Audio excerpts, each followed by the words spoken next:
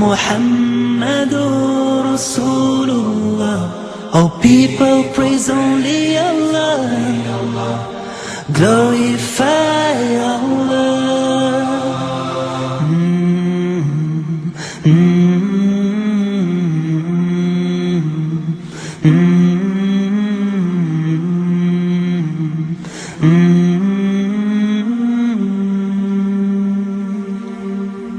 Bismillahir Rahmanir Rahim.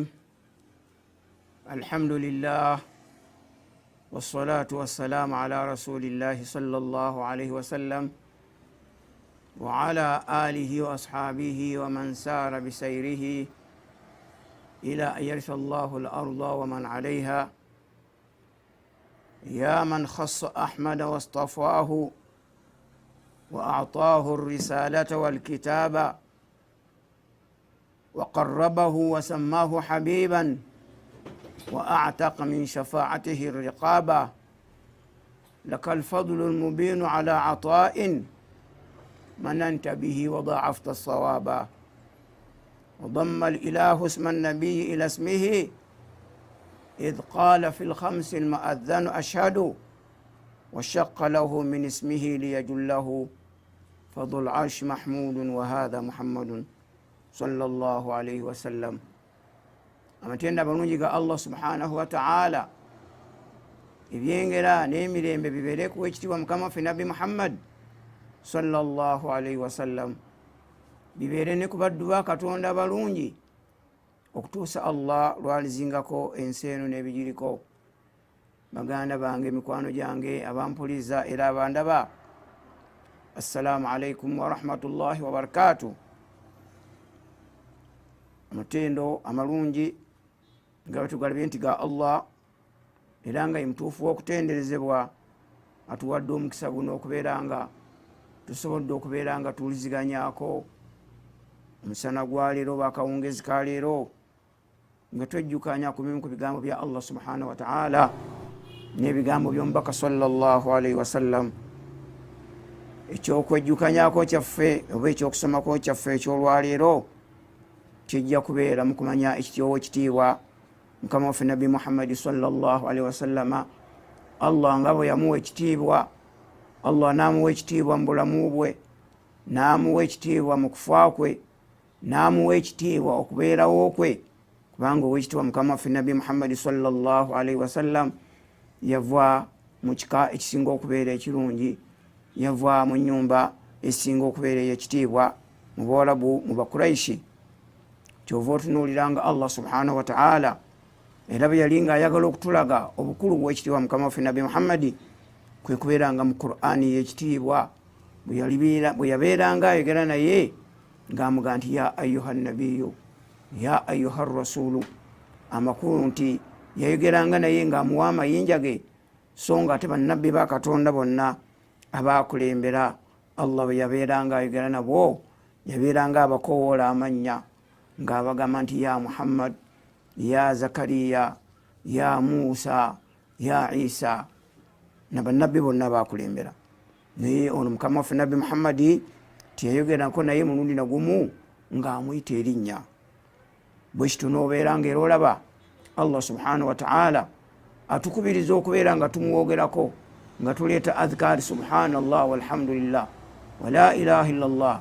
Adhkaari ezo bwe tubeera nga tuzikola zo tuzikola butereevu okutuuka eri Allah subhanahu wa ta'ala, so nga ate bwe tubanga twogera ku ekitiibwa mukama waffe Nabi Muhammad ate tusooka kuyita wa Allah nga tugamba tutya nti Allahumma salli ala Muhammad, ayi mukama Katonda seebyengera n'ekitiibwa ku ekitiibwa mukama waffe Nabi Muhammad. Nabwe kityo kyova otunuuliranga era Allah subhanahu wa ta'ala bwe yagala era okulaga ekitiibwa kya mukama waffe Nabi Muhammad sallallahu alayhi wa sallama, batutegeeza mu hadithi nti malayika za Katonda ez'ekitiibwa tewali lunaku lukka, olunaku tewali lunaku luziba wadde obudde obukya, wazira nga Allah subhanahu wa ta'ala yassa malayika emitwalo 7 ku kabuli ya Nabi sallallahu alaihi wasallama, nezibeerawo nga zeetoolodde hawla kabuli Nabi sallallahu alaihi wasallama nga zimutolera salaamu. Malayika ezo ezijja ku makya obudde bwe buwungeera ziddayo n'ezakawungeezi ne zijja, ekyo nga zikikola olw'okuwa ekitiibwa mukama waffe nabbi muhammadi sallallahu alaihi wasallam.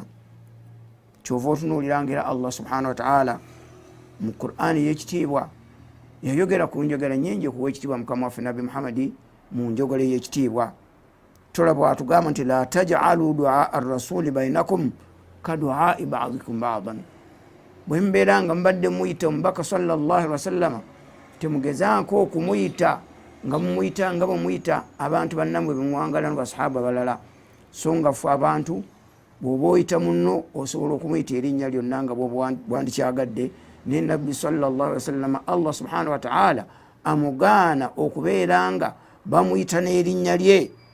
Bamuyitenga Abawarabu bamuyitanga taata Abdallah ya aba Abdallah, oba bamuyitanga ya aba al-Qasim, bamuyitanga oluusi ya ibn Abdallah nga bamuyita erinnya lya taata we yali amuyita Abdallah. Naye Allah n'abagaana obutamuyita mu ngeri eyo, babeere nga bamuyita n'ekitiibwa kye ekyokumugamba nti ya ayuha nabiyu ya ayuha rasulu. Ekitegeeza nti Allah subhanahu wa ta'ala yawa ekitiibwa mukama waffe nabbi muhammadi sallallahu alaihi wasallam. Era kyova otunuulira mu aya endala zangibwa mu suratu Hujurat. Aya suura eno eyitibwa suratu Hujurat oba suura ey'empisa. Allah agamba basahaba ya ayuha alladhina amanu, abange mu abakkiriza, la tuqaddimu bayna yaday llahi wa rasulih, temukulembeza ekigambo kyammwe kyonna, temubaako ekigambo kyonna kimukulembeza, temubaako ekigambo kyonna kimusalawo bayna yaday llahi wa rasulih, maaso g'omubaka ne maaso ga Allah. wattaqullaha inna allaha samiun alim. Muti Allah subhanahu wa ta'ala kubanga Allah awulira bimwogera era ategeera ebiri mu bifo byammwe. Ekitegeeza nti Allah subhanahu wa ta'ala yawa ekitiibwa nabbi okubeera nga basahaba babeera nga bali waali, tebabaako kigambo kyonna kyeboogera okujjako nga nabbi yasoose okwogera. Si ekyo kyokka, kyova otunuulira nga aya eddako Mungu agamba basahaba ya ayuha alladhina amanu, nga naffe abakkiriza atugamba la tarfa'u aswatakum, temugezaako okusitula amawoloboozi gammwe fawqa sawti nabiyyi, awali omubaka wa sallallahu alaihi wasallam. Amakulu nti bwe mubeeranga mutudde awali omubaka mubeerenga mwogera amaziboozi agamakkakkamu ng'eddoboozi lya nabbi sallallahu alaihi wasallam. Ibn Abbas atunyoza n'agamba nti aya eno bwe yamala okukka, sahabi ayitibwa Abubakar tiyaddayo kubeera nga ayogera ne nabbi, wazira yabeera nga ayogera naye ng'alinga ayogera ne mu ngeri yakaama olw'okuwa mukama waffe nabbi muhammadi sallallahu alaihi wasallam ekitiibwa. Allah n'ayongera n'agamba nti wala tajharu lahu bilqawli kajahri ba'dikum ba'dan, era temugezaako okubeera nga mwogera ekigambo ekiri waggulu wa nabbi sallallahu alaihi wasallam nga bwe mwogera ne bantu bannammwe, an tahbata a'malakum wa antum la tash'urun. Bwe munaasitula omaloboozi, bwe muneeyisaawa wali nabbi sallallahu alaihi wasallam, emirimu gyammwe gijja kufa wa antum la tash'urun, ate nga nammwe temukitegedde. Allah subhanahu wa ta'ala era bwe yayongera mu Qur'ani y'ekitiibwa okutulaga obukulu bwa nabbi sallallahu alaihi wasallam, n'aga nti annabiyyu awla bilmuminin, nabbi yew'ekitiibwa, nabbi yewa waggulu, bilmuminina kubakkiriza bonna, min anfusihim okusinga emyoyo gyabwe, wa azwajuhu ate n'abakyala bannabbi ummahatukum bamaama bammwe, si bamaama baffe bakyala bannabbi okubeera nti baatuzaala, naye bamaama baffe olw'okubeera nga bayonsa nabbi balabirira baali bakyala bannabbi sallallahu alaihi wasallam, ne babeera nga abakyala bwe bakitiibwa, tubatwala nga bamaama baffe awamu n'okubeera nga tebatuzaala, kubanga nti omuntu abeera maama olw'okubeera nga akuzadde oba abeera maama olw'okubeera nga akuyonsezza. Naye bakyala bannabbi tebatuyonsa era tebatuzaala, naye tubatwala nga bamaama baffe olw'okuwa nabbi ekitiibwa. Kyova olabangira Allah subhanahu wa ta'ala mu aya endala kiraba atugamba wama kana lakum an ta'dhu rasulallah, tekibagwanira okubeera nga munyiza omubaka wa Katonda, wala an tankihu azwajahu min ba'dihi abadan, era okubeera nga mwetantala okubeera nga muwasa bakyala bannabbi oluvannyuma lwa nabbi okuvaawo. Bakyala bannabbi baali bamaama baffe nga nabbi waali, ne basigala nga bamaama baffe nga nabbi avuddewo, era n'olwaleero tubayita bamaama baffe, naye nga tubayita bamaama baffe lwaki? Olw'okuba nga tubawa ekitiibwa ekyo olw'okubeera nga Allah subhanahu wa ta'ala yakiwa nabbi sallallahu alaihi wasallam. Naffe tulina okubeera nga tuwa mukama waffe nabbi Muhammad ekitiibwa kubanga ne Allah subhanahu wa ta'ala yamuwa ekitiibwa. Kyova otunula mu ayati nyingi Allah subhanahu wa ta'ala yawa nabbi ekitiibwa. Tulaba bwatugamba mu Qur'ani, agamba Allah subhanahu wa ta'ala Mungu yawa nabbi namuwa ekitiibwa era namutukuza. Ng'amutukuza atya? N'agamba nti ma dhalla sahibukum wa ma ghawa, mukwano gwe mmwe teyabula era teyawunjuka. Olunaku olwo yagenda mu mi'raji. Ekyo kyonna Allah subhanahu wa ta'ala nga kiri mu kuwa nabbi ekitiibwa. Wazakkahu fi basrihi, Mungu subhanahu wa ta'ala n'atukuza nabbi n'amuwa ekitiibwa mu maaso ge. N'agamba atya? Ma dhagha albasaru wa ma tagha, amaaso ga nabbi era tegabula era teyali mubuze. Allah subhanahu wa ta'ala n'agenda mu maaso n'atulaga obukulu bwa nabbi mu Qur'ani ekitiibwa ng'agamba atya? Wazakkahu fi fuadihi, n'abeeranga yamutukuza nabbi era n'amuwa ekitiibwa mu kifuba ye. Ma kadhaba alfuadu ma ra'a, omutima gwe tegwalimba ekyo kyegwalaba Allah subhanahu wa ta'ala ng'akimulaze mu mi'raji. Wazakkahu fi sadrihi, Allah subhanahu wa ta'ala n'atukuza nabbi era n'amuwa ekitiibwa mu Qur'ani mu aya endala. Alam nashrah laka sadrak, Allah subhanahu wa ta'ala nga bwatunyumiza nti alam nashrah laka sadrak, saakwanjuliza ekifuba ky'oggwe nabbi Muhammad sallallahu alaihi wasallam. Ekiraga nti ebyo byonna Allah subhanahu wa ta'ala yali atulaga obukulu n'ekitiibwa kyewa owekitiibwa mukama waffe nabbi Muhammad sallallahu alaihi wasallam. Wazakkahu fi tuhurihi, n'abeeranga Allah subhanahu wa ta'ala yawa nabbi ekitiibwa era n'amutukuza. Ng'amutukuza atya? Nga Allah subhanahu wa ta'ala bwatugamba wawadana anka wuzrak, nakujjako wawadana anka wuzrak. N'abeeranga mu aya subhanahu wa ta'ala era yatulaga nga bwe yawa owekitiibwa mukama waffe nabbi Muhammad nga yamujjako obuzito bwonna. Wazakkahu fi muallimihi, n'abeeranga Allah subhanahu wa ta'ala yawa nabbi ekitiibwa era n'abeeranga amutukuza ng'atulaze obukulu bwa nabbi fi muallimihi, mu muwalimu we, musomesa we eyamusomesa yamuwaati ekitiibwa. Allah agamba nti allamahu shadidul quwa, yamuyigiriza shadidul quwa Jibrailu alayhi salatu wassalam. Ebyo byonna Allah subhanahu wa ta'ala nga yabikola olw'okulaga ekitiibwa kyewa nabbi sallallahu alaihi wasallam. Wazakkahu fi sidqihi, nabbi sallallahu alaihi wasallam n'abeeranga yamutukuza nabbi era yamuwa ekitiibwa mu kwatulako ebigambo byonna bye yayogera ng'agamba nti wama yantiku anil hawa, tiwalina kigambo kyonna nabbi sallallahu alaihi wasallam kyeyayogera ng'akujje ku kwagala kwe. In huwa illa wahyu yuha, wazira buli kigambo kyonna nabbi sallallahu alaihi wasallam kyeyabanga ayogedde yabanga akyogedde nga Allah subhanahu wa ta'ala yakimulagidde okubeera nga akyogera. Wazakkahu fi hilmihi, era Allah subhanahu wa ta'ala n'atukuza nabbi n'amuwa ekitiibwa fi hilmihi, munankani mu kusaasira kwe kubanga bilmu'minina raufur rahim. Olabanga Allah subhanahu wa ta'ala yamuyita raufur rahim, kwatampola. Kyova olaba nti wali mukayimba kafu akasosa aka Sheikh omwamagezi yagamba ati washaqqa lahu min ismihi, Mungu subhanahu wa ta'ala yamubejjulira mu banyaga Allah liyajullahu, olw'okulaga ekitiibwa kya nabbi. Fadhul arshi mahmudun wa hadha muhammadun, Allah subhanahu wa ta'ala ayitibwa mahmudu, atendezebwa ate ne nabbi Muhammadi naye atendezebwa atya?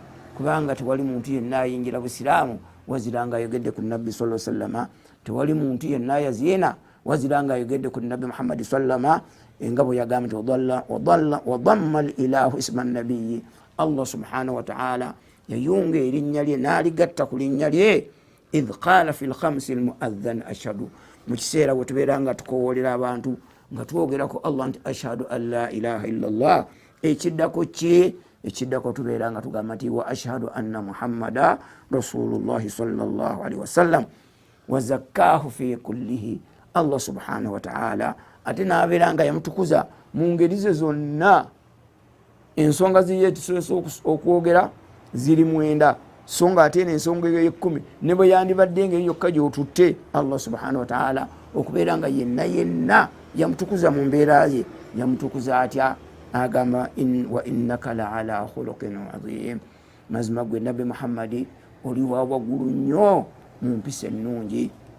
Aisha radiyallahu tabaraka wataala anha bamubuuza kaifa kana khuluqu rasulullah, empisa za nabbi zaali zitya, embeera ya nabbi yali etya? Yabagamba nti kana khuluquhu lquran, empisa za nabbi yali Qur'an enjerere. Amakulu nti mukama waffe nabbi muhammadi sallallahu alaihi wasallam ekigambo kyonna Allah subhanahu wa ta'ala kyeyalagira mu Qur'an ey'ekitiibwa yabeeranga akikola. Ekigambo kyonna Allah subhanahu wa ta'ala kiyaziizanga yabeeranga akireka, kubanga yalinga empisa ze zonna Qur'an enjerere. Allah subhanahu wa ta'ala n'abeeranga era ow'ekitiibwa mukama waffe nabbi muhammadi yamuwa ekitiibwa mu basahaba be.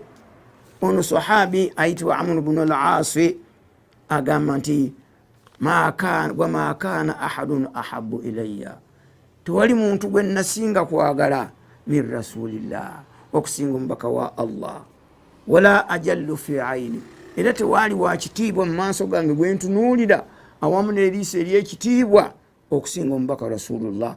Wama kuntu atiku an amla aini, ate awamu n'ekyo ekyokusaalirwa yali mukwano gwange, yali munnange nnyo, nali mwagala nnyo nga muwa ekitiibwa. Wama kuntu amla aini, nali nga sisobola ate kumutunuulira nkeleriza ejilala minhu, olw'okumuwa ekitiibwa rasulullah. Walau suiltu, ekyewuunyisa nti senga obanga omubuuzizza an asifahu, okubeera nga mukutendera nabbi sallallahu alaihi wasallam ma ataktu, ekyo saani kisobodde. Lwaki? Lianni lam akun amla aini minhu, nali nga sobola kumutunuuliza nkaliriza ng'ekyo nkikola. Lwaki? Olw'okubeera nga nali nga mpa nabbi sallallahu alaihi wasallama ekitiibwa. Anas ibn Malik atunyumiza kana rasulullah, yali nga ow'ekitiibwa mukama waffe nabbi muhammadi yakhruju ala ashabihi, ng'avaayo okujja eri basahaba be bamuhajirina al answar, nga batudde bali awo bamulindiridde. Naye nga answari bamuhajirina fihim Abubakar wa Umar, nga mulimu basahaba bakulu Abubakar ne Umar. Fala yarfau ahadun minhu, basahaba bonna bwe yavaangayo nga tebasobola kusitula ate mitwe gyabwe, awamu n'okubeera nga bamwagala, nga tebasobola kusitula mitwe gyabwe okubeera nga bamutunuulira. Fa innahu okujja illa Abubakar wa Umar, okujjako Abubakar ne Umar, bo babeeranga baafunanga obusobozi obukutunuulira nabbi. Kana yanzuru ilayhima, nabbi yatunulanga gyali. Fayatabassamani ilayhi, baali nga bamutunuulira gyali Abubakar ne Umar. Wayatabassamani, nga bamwenya nga basanyuka olw'okulaba ku nabbi sallallahu alaihi wasallama. Wayatabassamu lahuma, nga ne nabbi sallallahu alaihi wasallama naye nga amwenya. Naye nga basahaba bali bonna basigadde ng'emitwe gyabwe bagikotese, si lwakuba nti tebaagala, olw'okubeera nga batya ate batenderwa okutunda mu maaso g'owekitiibwa mukama waffe nabbi muhammadi sallallahu alaihi wasallama. Usama bun Sharika atunyumiza ataitu nabiya, olunaku lumu nagenda eri nabbi wa ashabahu hawlahu, nga ne basahaba bamwetuludde, ne nagenda okulaba kaannama ala ruusihim at-tayr, ng'ekitiibwa kye bawa nabbi n'omukono gwalina eri nabbi nga balinga ennyonyi eziri ku mitwe gyabwe, nga bonna bakotesa emitwe. Ijilala min rasulillah, olw'okuwa owekitiibwa mukama waffe nabbi muhammadi ekitiibwa. Anas n'atunyumiza era, Anas ibn Malik agamba raaitu rasulallah, n'alaba olunaku lumu owekitiibwa mukama waffe nabbi muhammadi walhallaaku yahlikuhu, yagenda lumu nabbi sallallahu alaihi wasallam kubeera nga bamusalako enviiri, naye walhallaaku yahlikuhu, ng'omusazi w'enviiri amusala enviiri. Wa ataafa bihi ashabuhu, nga basahaba be bonna bamwebulunguludde. Fama yuriduna an takaa shahadatan illa fi yadi rajulin, basahaba baali nga bamwetuludde, nga buli omu yenna ayagala oluviiri oluvudde ku nabbi sallallahu alaihi wasallam babeere nga balutwala. Naye ng'ekyo bakikola lwaki? Ijilala min rasulillah, okuwa ekitiibwa mukama waffe nabbi muhammadi sallallahu alaihi wasallam. Ono sahabi omulala Barra ibn Azib agamba nti kuntu uridu, nalinga njagala an as'ala rasulallah, okubeera nga baako kyembuuza ku mubaka sallallahu alaihi wasallam mu bigambo bya Allah. fauakhiru sininan min haibatihi, nekintwalira emyaka nga buli lwenekaka bambeeko kyembuuza omubaka nga sisobola kumbuuza olwaki ijlala min rasulillah, olwokuwa omubaka sallallahu alaihi wasallama. Hadithi esembayo ku basahaba agamba ti wakana ashabu rasulillah, basahaba wa rasulillah olwokuwa ekitiibwa nabbi sallallahu alaihi wasallama kana yaqrauna babahu bil adhafiri, bwe bagendanga eri nabbi nga tebasobola kukwata nnwe zaabwe okubeera nga bakonkona nga bamugamba nti balina kyebaagala, wazira bazikonkona nsanga njala olwokubeera nga bawa kitiibwa nabbi muhammadi sallallahu alaihi wasallama. Abasembayo mu dakiika zaffe zino esigaddeko kwe kubeera nga basajja basalafu salih abajja oluvannyuma lw'abasahaba okwagala kwabwe kwebayagala nabbi. Mutarifu atunyumiza nti olunaku lumu yagenda eri Malik ibn Anas omuyivu wa Madina ng'ekyamutwala kiki agenda asome, ne Sheikh oyo wa Madina bwe bagenda nga gyali okusoma nga babuuza batumye omuweereza gendo babuuze baagala kusoma hadithi oba baagala kusoma bigambo bya fiqhi. Bwe bamugamba nga nti twagala kusoma hadithi, Malik Anas ono omuyivu ono Madina yayingiranga mu kinaabiro kye n'ayambala ekkanzu empya neyefuuyira kawoowo, n'alagira bateekewo bubaani, bateekewo n'ekitulwako ekyomuwendo, n'alyoka atuula n'atandika okubeera nga yuhadith an hadithi rasulillah, asobole okubeera nga ayogera ebigambo by'omubaka ng'ali mu mbeera esobola okubeera nga yakitiibwa. Hasham bin Ghazi Abdallah ibn Mubarak yena atunyumiza nti olunaku lumu yagenda eri omuyivu oyo okubeera nga abaako ekigambo kya nabbi sallallahu alaihi wasallama. Abdallah ibn Mubaka bwe yatuuka eri Anasi n'atandika okusoma hadithi. Bwe yali nga asoma hadithi falagatuhu akrabun, sigga ne mubojja 16 marrat, ebiwundu 16. Omusajja n'abeera nga yagenda mu maaso n'okusoma hadithi ya nabbi sallallahu alaihi wasallama, n'amyuka omubiri gwonna ne gukyuka okutuusa bw'amala okusoma hadithi. Omusajja n'amubuuza Abdullah ibn Mubarak, ndabye ekyamagero ng'omubiri gwe gukyuse naye obadde ki? N'aga nti sigambo ze emirundi 6 nembeera nga sisobola kukyusa bigambo bya Allah subhanahu wa ta'ala, nengumiikiriza obulumi bwa siga emirundi 6 mmale ekigambo kya nabbi sallallahu alaihi wasallama. Hadithi esembayo ku basalafu salih, omusajja atundumiza Hisham al-Ghazi olunaku lumu yali nga agenze wa Amaliki okubeera nga abatambula ne Maliki ayina ekigambo kyamubuuza mu bigambo bya nabbi. Yamubuuza nga batambula, Maliki yamugamba ki? Fadarabahu 20 sautan, n'amukuba obuggoma 20. Thumma ashfaka alaihi, oluvannyuma n'amulumirwa n'amugamba nsobola otya okumuuza ebigambo bya nabbi sallallahu alaihi wasallama nga tubadde tutambula. Naye bw'amala okumukuba obuggoma 20 n'abeera nga yamuyigiriza 20 hadithan, n'amuwa ekirabo kyakumuyigiriza hadithi 20. Oli gwe baakuba kibooka 20 olw'okumanya ekitiibwa kya nabbi yagamba ki? Law zaadani sautan wa zaadani hadithan, singa ambadde nga nkubye obuggo obusukka mu 20 n'abeera nga mpa hadithi ezisukka mu 2. Nawekito Allah b'oluganda tumanye ekitiibwa kya nabbi. Allah yawa nabbi ekitiibwa, basahaba bawa nabbi ekitiibwa, basalafu salihu bawa nabbi ekitiibwa. Kyova olaba omuyivu omu yagamba nti nandibadde nga okutta ekkalaamu n'owandiika ku nabbi n'eggolodi n'effeeza n'olupapula olw'omuwendo, nandibadde nga abakulu ab'ekitiibwa bayimiridde matiitiri okuyimirira okuwa nabbi ekitiibwa, ekyo kyandibadde nga tekimala olw'okubeera nga nabbi sallallahu alaihi wasallama nabbi wa kitiibwa. Tuwe nabbi ekitiibwa abooluganda tusobole okubeera n'obuwangazi obulungi n'okubeera nga Allah subhanahu wa ta'ala atusiima nga byesiima abaatukulembera. Maliza ebigambo byange nga nebaza Allah subhanahu wa ta'ala atusobozesezza okuba wano nga tubaako ebimu ku bigambo bya Allah n'ebigambo by'omubaka betujjukanya. Nebaza Allah subhanahu wa ta'ala olw'abaganda baffe mu ngubu yawo obusobozi ne batuteekerawo empuliziganya zino. Allah tukusaba obeeyimirire obawa amaanyi ekigambo kya Allah kisobola okubeera nga kitambula.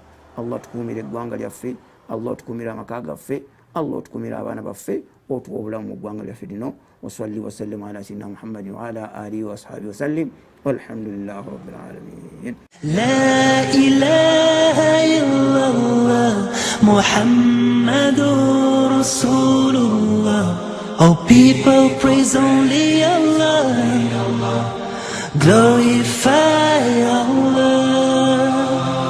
Mm-hmm. Mm-hmm.